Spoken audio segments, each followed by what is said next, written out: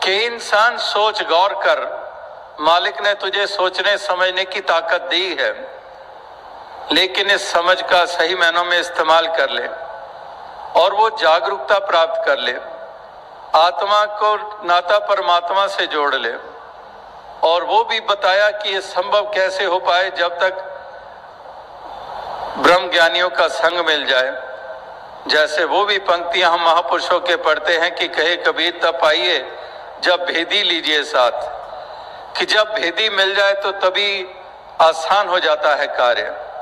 दुर्लभ साज सुलभ करी पावा, जो दुर्लभ है वो सुलभ कैसे हो, आसान कैसे हो?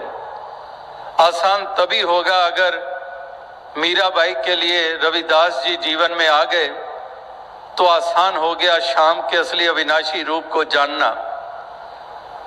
इसी प्रकार से ये दुर्लभ जो है प्राप्ति, ये हिस्से में अगर आ जाए तो इससे ऊंचे भाग्य क्या होंगे। ये जीवन का सबसे महत्वपूर्ण लक्ष्य पूरा हो गया, मंजिल मकसूद को पा लिया। इस मंजिल को ऐसा पाया कि यही निज घर की भी पहचान हो गई। वरना जिसको अपने घर की पहचान ना हो वो कहां कहां भटकता रहता है। तो जिसको अपने घर की पहचान होती है उसको भटकना नहीं पड़ता है, वो सीधा ही वहीं जाता है। इसी प्रकार से ये भटकन समाप्त हो जाती है इस आत्मा की, जब इसको अपने निज घर की निज रूप की पहचान हो जाती है, जान जाती है कि यही मेरा मूल है, मैं इसकी अंश हूं। और जिस मूल को जाना, ये मूल अविनाशी भी है, ये अचल भी है, अजन्मा भी है, जिसको कोई बनाने वाला नहीं है, जिसको स्वयं भू कहा गया है, जो खंडित नहीं होता है, जिसकी कोई रंग नस्ल जाति नहीं है। तो जब ये जाना इसको इसके रूप में, जैसे अभी भी जिक्र हो रहा था कुरुक्षेत्र के मैदान में भगवान कृष्ण के द्वारा अर्जुन को ये बोध कराया जाना, जिसके कारण वो दसों दिशाओं की तरफ नतमस्तक हो जाता है, उससे पहले क्यों नहीं हुआ? वो जब ज्ञान की चक्षु दिए जा रहे थे कुरुक्षेत्र के मैदान में, वो चक्षु प्राप्त करने के बाद क्यों चारों तरफ दसों दिशाओं की तरफ नतमस्तक हो रहा है? क्योंकि तब उसने भगवान कृष्ण के असली अविनाशी रूप के दर्शन किए, जो कि अविनाशी, जो खंडित नहीं होता, जो सारी यूनिवर्स को बनाने वाला, जो सारी यूनिवर्स को बनाने वाला भी है और उसमें उपस्थित भी है। जैसे अवतार वाणी में भी हम पढ़ते हैं कि ये 9 चीज़ां दृष्ट मानने जिसनों कहंदे माया है, 10वां ब्रह्म इना तो वखरा इना विच समाया है। कि इस प्रकार से ये इसी में समाया है। अभी भी रामनवमी आने वाली है और महाराष्ट्र में मुंबई में गए तो कुछ बरस पहले वहां मराठी में महापुरुष समागम पे, जैसे इस वर्ष पहला ही प्रांतीय समागम मुंबई में हुआ था 23 जनवरी से लेकर 26 जनवरी तक, तो वहां तमाम समागम 90% मराठी भाषा में ही चला। और वहां मराठी में वो महापुरुष बता रहे थे कि जब ये राम नवमी शब्द हम सुनते हैं तो कहने लगे कि मुझे तो यही ध्यान आ रहा है कि ये राम 9 में है।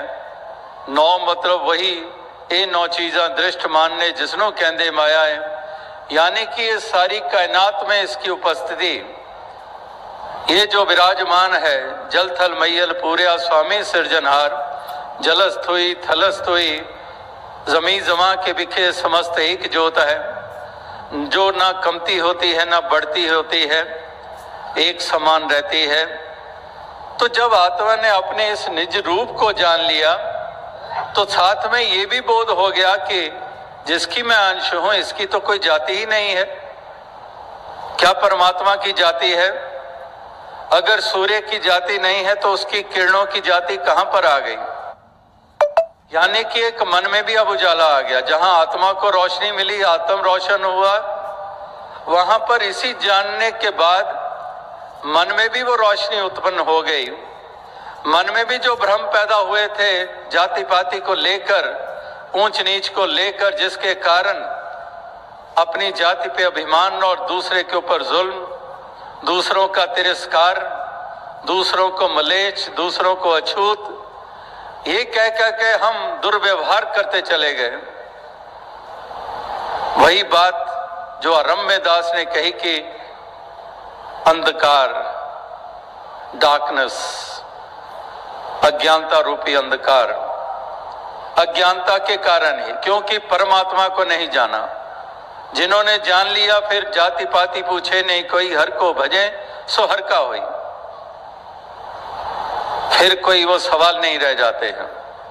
यानी कि आत्मा में भी रोशनी स्थापित हो गई, वो तिमिर मिट गया, वो अंधकार मिट गया, वो भ्रम मिट गया।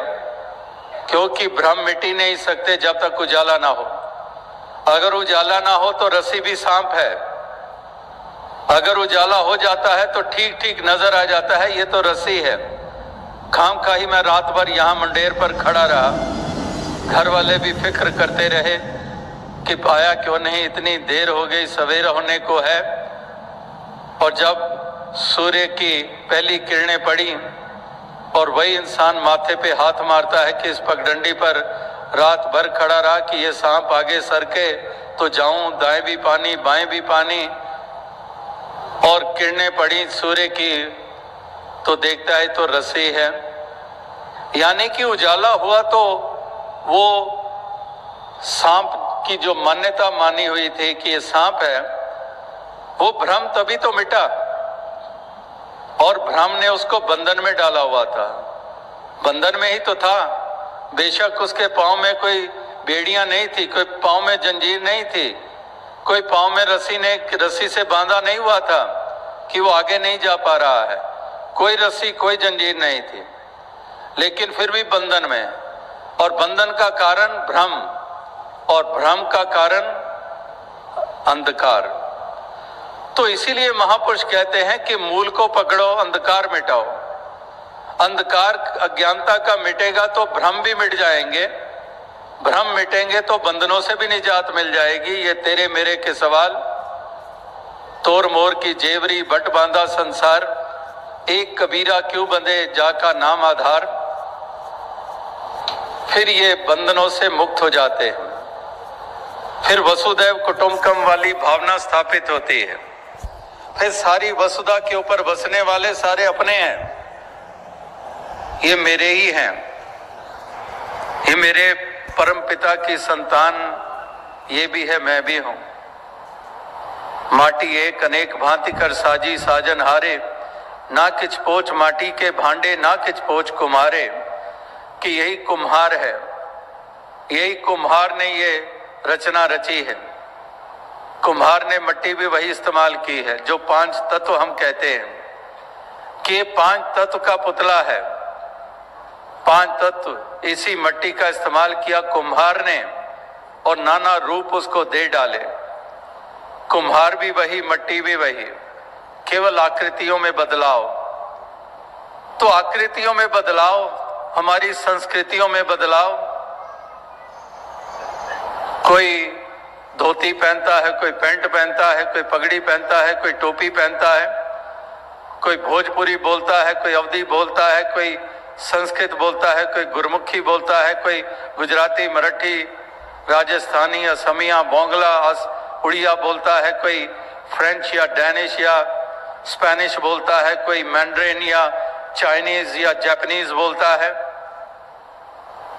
ये सब बाहरी आकार, बाहरी रूप, बाहरी सिलसिले, मिट्टी वही, पांच तत्व, सभी पांच तत्व के बने हुए हैं। वो पंक्ति याद आ गई जब पांच तत्वों का जिक्र किया। करीब शायद 35-40 बरस हो गए होंगे अपने ही मिशन में जितने कितने गीतकारों ने कितनी कितनी रचनाएं लिखी हैं। आज भी आपने अनेकों भाषाओं में गीत भजन श्रवण किए। तो बहुत अरसा पहले वो एक गीत गाया जाता था सत्संग में, और वो पंक्ति अभी जहन में आ गई कि डंका सुनो डंका, होगी भस्म की ढेरी तेरी पांच तत्वों की लंका। कि ये डंका बज रहा है, ये डंका बज रहा है, ये संदेश दिया जा रहा है, ये संदेश दिया जाता रहा है। याद रख के होगी भस्म की ढेरी, ये भस्म हो जाएगी तेरी पांच तत्वों की लंका। ये तेरी लंका शरीर रूपी ये पांच तत्वों की ये भस्म हो जाएगी। एक खाक का पुतला खाक की ढेरी में तब्दील हो जाएगा। और आगे उसमें कहा जा रहा है कि हे मन रावण, सीता सूरत को कब राम से मिलाएगा। कि इस प्रकार से हे मन रावण, ये मन ही तो बीच में आ जाता है। रावण अभिमान का प्रतीक, ये मन ही तो अभिमानी हो जाता है। मैं क्यों जाऊं, मैं इतनी पढ़ा हुआ, मैंने इतने अध्ययन, मैंने यात्राएं, मैंने स्नान, मैंने ये मैंने वो किया हुआ है, मैं क्यों जाऊं, मैं क्यों नतमस्तक हूं। बीच में अभिमान आ जाता है, अहंकार आ जाता है। जैसे वो भी पंक्ति महापुरुषों की आती है कि चाले थे हरि मिलन को और बीचे अटका चीत। बीच में चित अटक गया, बीच में अहम आ गया, बीच में वो बहाने आ गए। तो महापुरुष संत जन कहते हैं कि टाले टोले दिन गया बेहाज बढ़न तो जाए, ना हर भजियो ना खत पटियो काल पहुंचो आए। तो इस प्रकार से ये महापुरुष संत जन यही कहते हैं। जो बात हो रही थी कि पांच तत्वों की, सभी एक मिट्टी से बने हुए, फिर ये भ्रम मिटा मन का और जाति पाति की दीवार गिर गई। और क्योंकि इस एक को, परमात्मा को इस एक करके जान लिया, फिर मजहब मिल्लत की भी दीवार गिर गई। ये जो मजहब जो आज रूप बने हुए हैं, जो केवल और केवल घृणा और नफरत के बीज मनों में बोते चले जा रहे हैं। कितनी कितनी हिंसा, कितनी कितनी कत्लो गारत, कितनी कितनी क्रूरता, कितने कितने कठोरता, कितनी कितनी निर्दयता। ये टीवी पे भी आप देख रहे हैं, मिडिल ईस्ट में क्या क्या हो रहा है। और भी अपने मुल्क में भी समय समय पे दंगे फसाद होते हैं, कहीं जाति को लेकर, कहीं धर्म और मजहब को लेकर। कितने कितने मासूमों की जाने जाती हैं। तो इतनी क्रूरता, कितनी कठोरता, कितनी निर्दयता, केवल इसलिए कि वो बोध नहीं है। परमात्मा को बांट दिया, अल्लाह अलग है, राम अलग है, गॉड अलग है। परमात्मा को ही जब बांट सकते हैं तो पैगंबरों को क्यों ना बांटेंगे। और अगर पैगंबरों को बांट दिया तो इंसानों को तो बांटेंगे ही बांटेंगे। इस तरह से ये बांट बांट कर इंसान इंसान से कितना दूर हो गया है। जो मूल था, दो ट्रू एसेंस, जो असलियत थी, वो तो खो गई। केवल और केवल चिन्ह रह गए, इमारतें रह गई, कुछ क्रियाएं कर्म कांड रह गए, लिबास रह गए, वही धर्म की पहचानें बन गई। लेकिन भूल गए कि परिभाषा धर्म की जो बताई गई थी कि दया धर्म का मूल है, पाप मूल अभिमान, तुलसी दया न छोड़िए जब लग घट में प्राण। जहां पर दया ही धर्म का मूल बताया जा रहा है, तो ये मासूमों की जाने लेनी, क्रूरता, कठोरता, इसमें कौन सा दया वाला पहलू सामने आ रहा है? कुछ भी तो नहीं है। इसलिए एक धर्म मजहब केवल और केवल हमारे मनों में दूरियां पैदा कर रहे हैं एक दूसरे के प्रति, और छोटे से बच्चों में भी हम वही जहर घोल रहे हैं। हैरानी होती है, एक दफा कुछ मालूम पड़ा कि एक स्कूल में बच्चे जाते हैं, जैसे पढ़ते हैं, एक क्लास में कितने स्टूडेंट्स होते हैं, विद्यार्थी होते हैं। तो एक दिन एक बच्चे के माता पिता आए स्कूल में। उनके मन में चाहना हुई कि हम देखें क्लासरूम कैसा है हमारे बेटे का। अंदर नहीं जाएंगे, प्रिंसिपल से रिक्वेस्ट की, डिस्टर्ब नहीं करेंगे, क्लास जैसे चल रही है चलती रहे, हम बस कबाड़ से दरवाजे से ही देख लेंगे। तो आए, देखा, घर लौट गए। बच्चा जब छुट्टी के बाद घर पहुंचा तो बच्चा घर पहुंचता है तो उसके माता पिता कहते हैं कि बेटे कल तो जब जाएगा स्कूल तो जाकर टीचर से रिक्वेस्ट करके अपनी सीट बदलवा लेना। वो कहता क्यों? कहते तेरे साथ जो बैठता है वो पता है वो तेरी जाति वाला नहीं है, बदलवा ले। अब वो छोटा सा बच्चा, मासूम सा बच्चा, उसको उसी उम्र में ही जहर से भर दिया हमने, घृणा से भर दिया। क्या बच्चों को यही संस्कार देने हमने? और फिर उम्मीद करते हैं कि बड़े हो के ये वरदान बनेंगे हिंदुस्तान के लिए, धरती के लिए, अपने मुल्क के लिए, एक ऐसे सिटीजन बनेंगे सारे संसार के लिए। हमने तो वो पहले ही आधार ही बिगाड़ दिया। अभी से ही हमने उसको वो भाव प्रदान कर दिए। यही बात मजहब मिल्लत को लेकर हो रही है। छोटे छोटे बच्चों के हाथों में भी हथियार पकड़ाए जा रहे हैं कि मार डालो, काट डालो। तो इस तरह से बहुत दूर निकल गए हैं। धर्म की जो असली एसेंस थी वो कहीं खो गई है और कहीं दूर निकल गए। जैसे वो बहुत पहले किसी फिल्म में, मूवी में देखा था कि कोई एक हीरे की बात हो रही थी और किसी डिब्बे में हीरा था। वो डिब्बा उठाया, वो एक दूसरे की तरफ फेंक रहे हैं और दूसरे लपकने के लिए उनकी एक की तरफ आए, उससे डब्बा लेने के लिए वो अपने साथी की तरफ डब्बा उछाल कर फेंक दे, वो कैच कर ले, फिर उसकी तरफ दो भागे, वो फिर अपने तीसरे साथी की तरफ डब्बा फेंक दे कि इनके हाथ ना लगे। तो वो बचाते बचाते वहां से जब सफलतापूर्वक भाग निकले और जब वहां पहुंचते हैं तो देखते हैं डब्बा खाली है। इतनी जद्दोजहद भी हुई, इतना कुछ हुआ भी, और डिब्बे में कुछ था ही नहीं और उसके लिए जान भी जा सकती थी।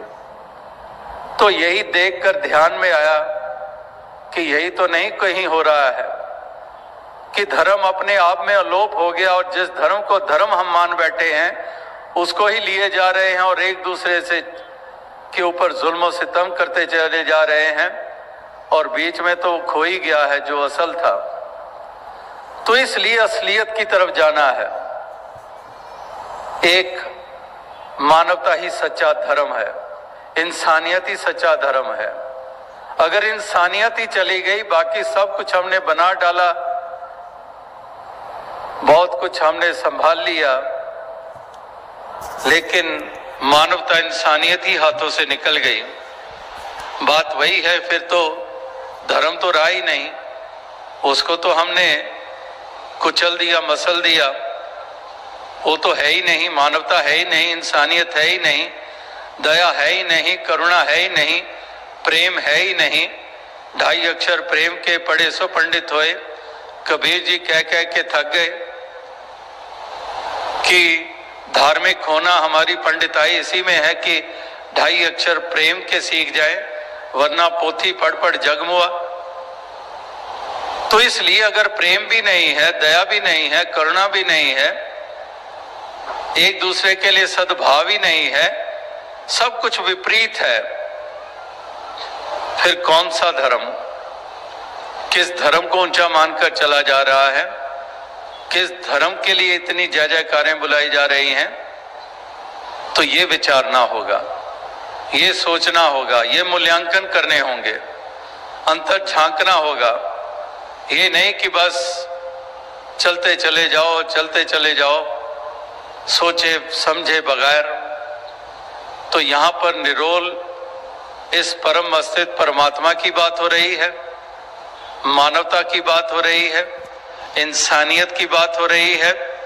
दीवारों को गिराने की बात हो रही है, एक दूसरे को गले लगाने की बात हो रही है, हर प्रकार के भेद वाले भाव मिटाकर एक इंसान को इंसान के रूप में देखते हुए एक दूसरे का भला मांगते भी चले जाएं, एक दूसरे का भला करते भी चले जाएं और छोड़ दें वो विपरीत भावनाएं। जैसे कि हालात जैसे आज हैं, एक वो बात ध्यान में आई कि एक इंसान अपने ही पालतू कुत्ते की पूंछ काट रहा था और दूसरा पूछता है कि क्या हुआ तेरी अकल को, ये अपने कुत्ते की पूंछ क्यों काट रहा है? कहने लगा चुप कर जा, आज शाम को मेरी सास आ रही है तो मैं कोई ऐसी यहाँ पर बात नहीं सामने लाना चाहता कि मेरी सास समझे कि उसका स्वागत है इस घर में। अगर वो आई ये कुत्ता कहीं पूछ हिलाएगा, प्यार जताएगा, तो मैं पूरा ये उसको मैसेज देना चाहता हूं कि she is not welcome here, कि अपने कुत्ते की पूंछ ही काट डाली। तो ये तो हाल है इंसानों का कि एक थोड़ी सी किसी के चेहरे पे मुस्कुराहट आ जाए वो भी बर्दाश्त नहीं है, कोई खुशी मिल जाए वो भी बर्दाश्त नहीं है, चाहे अपना ही नुकसान करना क्यों ना पड़ जाए। ये एक हालत आज के इंसान की है। तो महापुरुष संत जनों ने जो सब हकीकत सामने रखी, जो इंसान के सामने जो पहलू रखे, वो यही पहलू रखे, दोनों ही पहलू,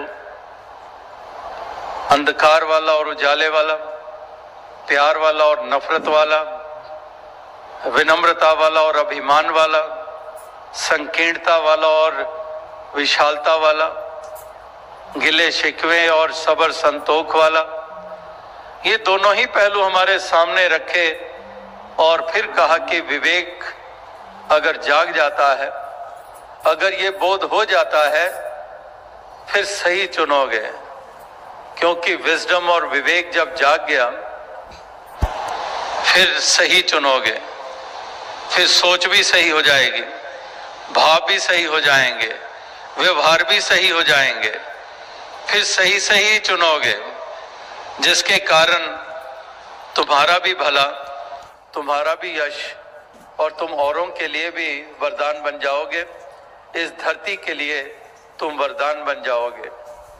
तो इस प्रकार से ये महापुरुष संत जनों की वाणी ये यही पुकार कर कह रही है, जरूरत है इसको समझने की, जरूरत है वो रियलाइजेशन करने की, जरूरत है इस हकीकत को समझने की और फिर इसी डगर पर चल निकलते हैं जो इस क्रांति के घटित हो जाने के बाद, ये क्रांति जब जीवन में घटित हो जाती है तो तब उसके बाद का सफर फिर वो वही होता है जो संतों भक्तों वाला होता है, जिनके लिए ना को बैरी ना ही बेगाना सगल संग हमको बने आई, जिनके लिए फिर कोई पराया कोई बेगाना नहीं होता है, जिनके लिए ये सच्ची दौलत ये नाम की दौलत है, ये दुनियावी दौलतों के लिए कहीं जुल्म और सितम नहीं करते हैं, ये जान जाते हैं कि ये सारे ही अपने ही परिवार का अंग हैं, ये फिर किसी को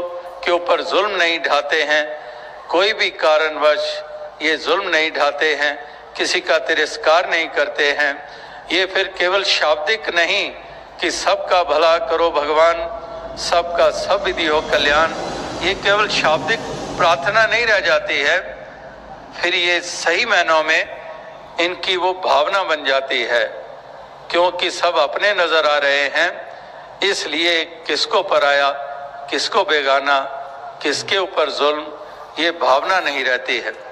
तो आज जरूरत इन्हीं भावनाओं की है, चाहे झारखंड के वासी हैं, चाहे बिहार के वासी हैं, हिंदुस्तान के किसी प्रांत के वासी हैं, या फिर विश्व के किसी मुल्क के बाशिंदे हैं, पहाड़ों में रहने वाले हैं या रेगिस्तानी इलाकों में रहने वाले हैं, किसी टापू पे रहने वाले हैं या किन्हीं बस्तियों में रहने वाले हैं, तो इंसान, तो हर इंसान की फितरत में ऐसा बदलाव आ जाए, ऐसी क्रांति घटित हो जाए, यही एक आस लिए हुए, यही प्रार्थनाएं लिए हुए आप सभी इस संत समागम के ऊपर उपस्थित हैं और अपने अपने जगह के ऊपर रहकर यही एक संदेश दिए जा रहे हैं कि वाकई ही मिशन का मकसद और मंतव्य केवल और केवल यही है, और कोई ना प्रलोभन दिए जाते हैं, ना कोई चमत्कारों की बातें यहाँ होती हैं। केवल और केवल स्टिक, केवल और केवल उस बिंदु के ऊपर केंद्रित होकर कि आत्मा का मकसद इस शरीर में आकर यही है जो पूरा करना, कि अपने मूल की पहचान करना। और लोक की रही बात, जो यात्रा हम शारीरिक रूप में तय करते हैं, तो इस यात्रा को भी हम प्यार और प्रेम के साथ, मिलवर्तन के साथ तय करें, मिठास से तय करें, यानी कि लोक और परलोक दोनों को संवारने की, दोनों जहानों की बाजी जीतने की ही केवल यहाँ पर बात होती है। और यही मिशन का सादा सा रूप में ये मैसेज है हर इंसान, हर मानव के लिए, जो शुरू से संतों महात्मा